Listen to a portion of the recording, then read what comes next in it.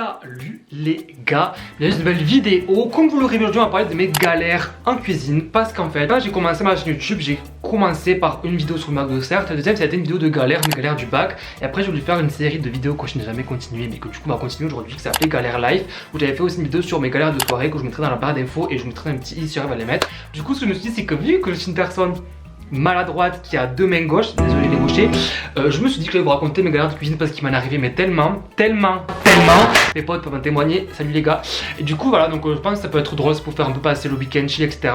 Donc avant de commencer comme d'hab, on lâche un petit pouce bleu, on s'abonne, on active la notification et let's go pour la vidéo. Donc en gros je vais raconter 3 galères qui m'arrivent en cuisine. La dernière bien sûr celle du four, comme j'ai mis dans le titre, parce que bien sûr il faut laisser un peu de suspense pour la fin de la vidéo. On va commencer par la première, donc faut savoir que c'était quand j'étais l'an dernier, comment on va l'appeler, le browkie.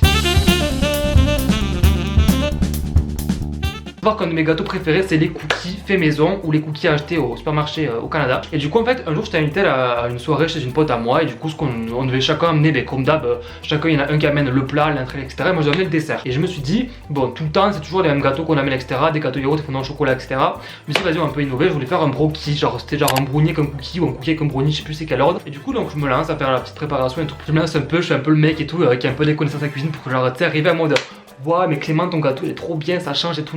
Donc je commence à faire la petite préparation et tout, je mets les petits œufs, etc. Bref voilà, donc je fais la pâte à brownie, donc chocolat, etc. Je commence à faire le mélange, blablabla, tout se passe bien. Je prends un plat, donc vous savez genre les plats, vous savez qu'on peut genre, je mettrai une photo là. Donc je prends un plat cheesecake, moi j'appelle ça, je sais pas comment ça s'appelle, dans le langage courant, les commentaires comment ça s'appelle parce que moi j'aimerais bien savoir comment ça s'appelle. Je prends ce plat, je verse la pâte à brownie dedans, je le mets au frigo parce qu'il faut le laisser poser, etc. Entre temps je fais mon petit cookie, etc. Bref, petite musique à fond, calage. Moi je passe, hein. Donc comme je dis moi, avec Jennifer, Marina passe et tu t'écartes, Marina domine et tu t'inclines. Hein.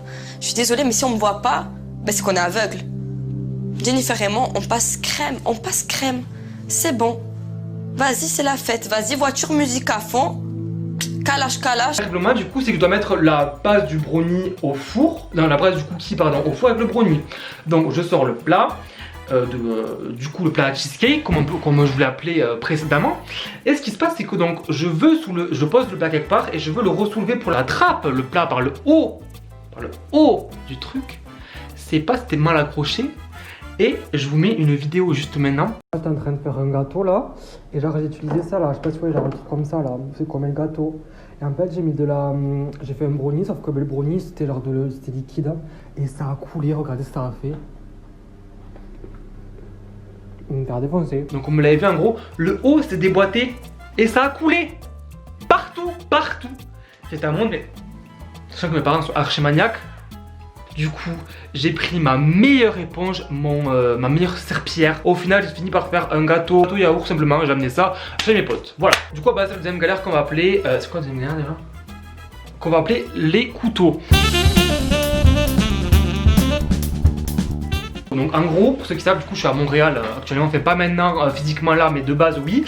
Et dans mon appartement, je faisais souvent des gâteaux à l'époque. Et ce qui se passait, c'est que quand on fait des gâteaux, vous savez, ce qui se passe, c'est qu'on trempe le couteau dans le gâteau pour savoir du coup si le gâteau est bien cuit, etc.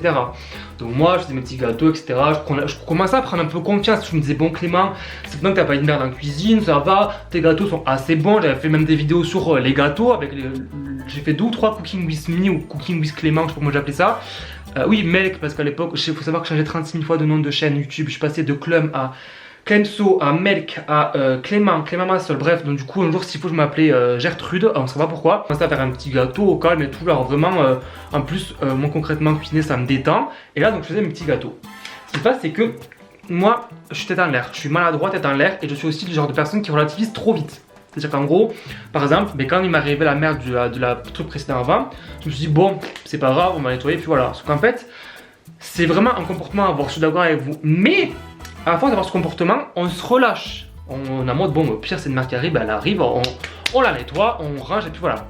Et en fait là, ma maladresse, ma tête en l'air, je ne sais pas comment on peut l'appeler, c'est révélé. Et 3 fois, je dis bien 3 fois, oui je n'apprends pas de mes erreurs, 3 fois, j'ai j'ai planté le couteau dans le gâteau là. Et après je partais. Et du coup après j'allais m'asseoir sur le canapé pour travailler, regarder un film, etc. 3 fois, j'ai senti une odeur Mais pas une odeur de gâteau qui commence à sentir bon, etc. Une odeur de plastique qui pue. Et je me suis rendu compte, du coup 3 fois, que j'avais laissé le couteau dans le four. Et je ne sais pas comment, 3 fois. J'ai perdu 3 couteaux. Ne me demandez pas comment c'est passé, même moi. Encore aujourd'hui, je ne sais pas comment c'est possible de laisser le couteau dans le four. Mais vraiment, je me suis dit, mais à quel point tu peux être... Voilà, pour laisser le couteau. C'est qu'en plus, je me dis, mais comment tu n'entends pas le couteau s'il tombe dans le four? Maintenant, quand je cuisine, je regarde 2 fois. Parce que finalement, au bout d'un moment, je peux avoir de couteau, quoi. Puis même, c'est un peu dangereux, je pense. Genre, inhaler l'odeur du plastique, c'est pas ouf. Du coup, on va passer à la troisième, vous l'avez vu dans la titre de la vidéo. Comment j'ai brûlé mon four, ou comment j'ai mis feu à mon four.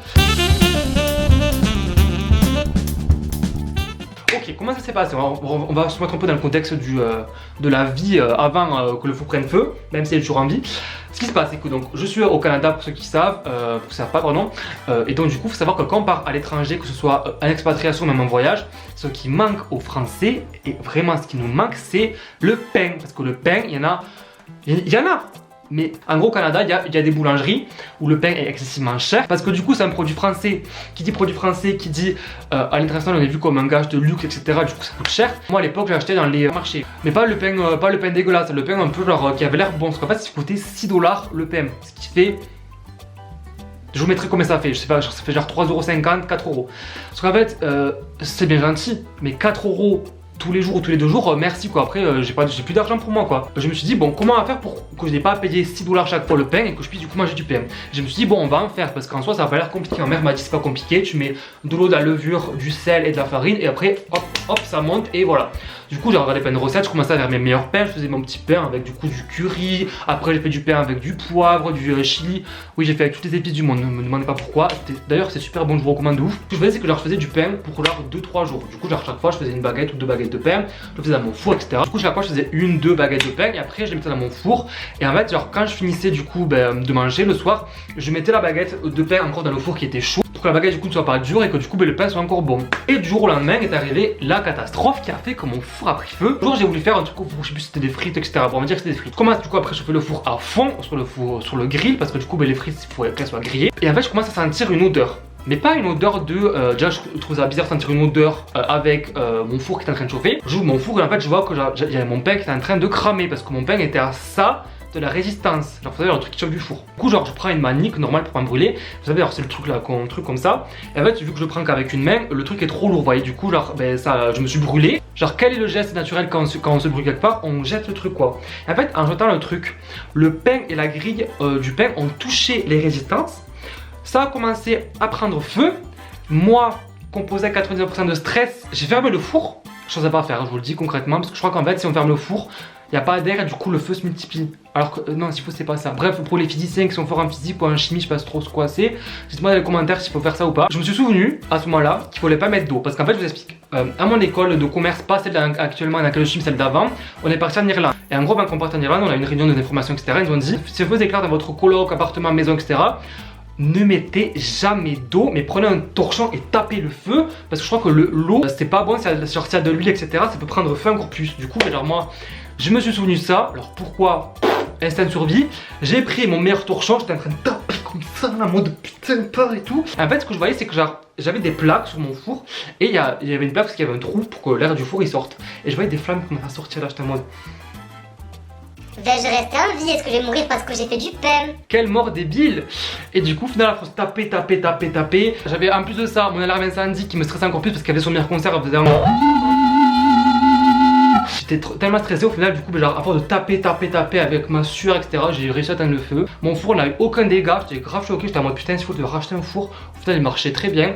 Et du coup, voilà, c'était ma petite story time de comment j'ai brûlé mon four, comment j'ai mis le feu à mon four. Et il m'est arrivé aussi récemment de faire pareil avec le riz. Genre, en gros, j'ai mis du riz sur une plaque, j'ai allumé la mauvaise plaque et le riz a pris feu. Je vous mettrai une vidéo ici.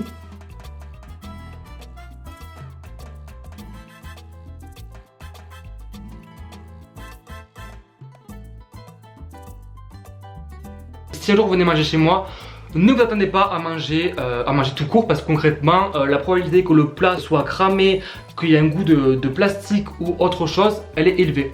Donc voilà, j'espère que cette vidéo vous aura plu, vous aura un peu détendu pendant ce petit confinement. Je vous souhaite une excellente soirée. Salut les gars, salut les amis, bisous.